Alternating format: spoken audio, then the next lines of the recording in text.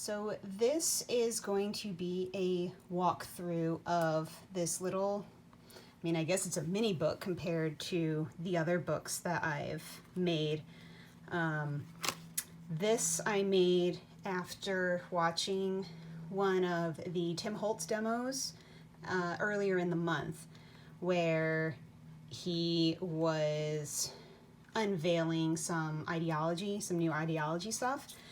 This does not have any new stuff in it. This was actually created entirely with stuff in my stash and entirely with like baseboards and stuff like that. So I was inspired by one of his makers who sent something in, and I made my own little thing.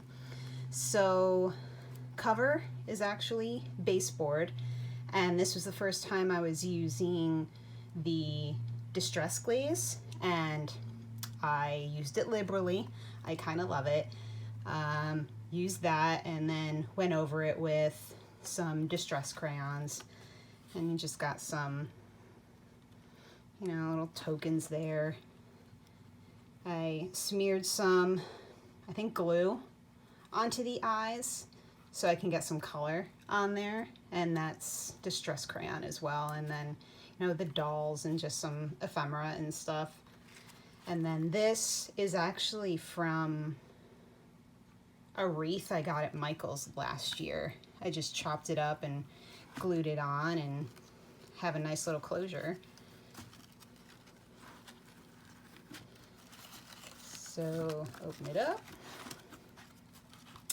And I absolutely love how this came out. This is using the Sizzix embossing folder, the brick embossing folder, and I colored it using distress spray, distress ink, and after it was embossed, and just kind of messed around with it, glued it on, distress glazed it, and then colored over it with distress crayon to get that like really worn look. This is paper that I've had in my stash, just some fabric, and I just started. I didn't really go too overboard with any of this like I normally do. I just kind of kept it simple and just like added on some random stuff, like these guys. I was just kind of playing around with the dye before, and I had it in my stash already. Just a bunch of ephemera. This is just a fabric that I had. I don't know why I had it, but I have it, and so I just figured I would include it. A lot of these pages I ended up like crumpling before actually putting them in, just so so they didn't look so like neat and pristine and new, because obviously that's not what we're going for here. So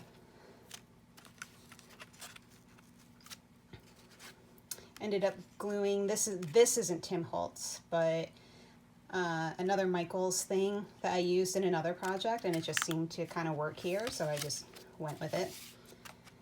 Just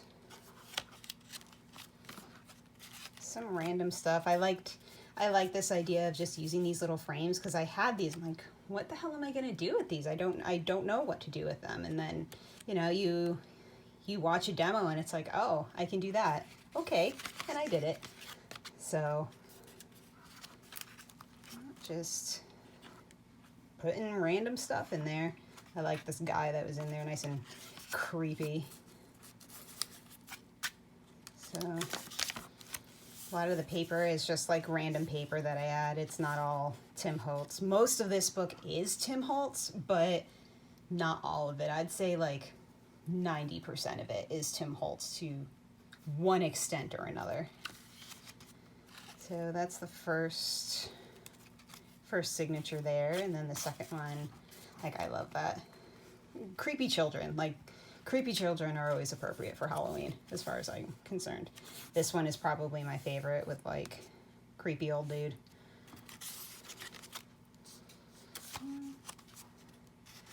So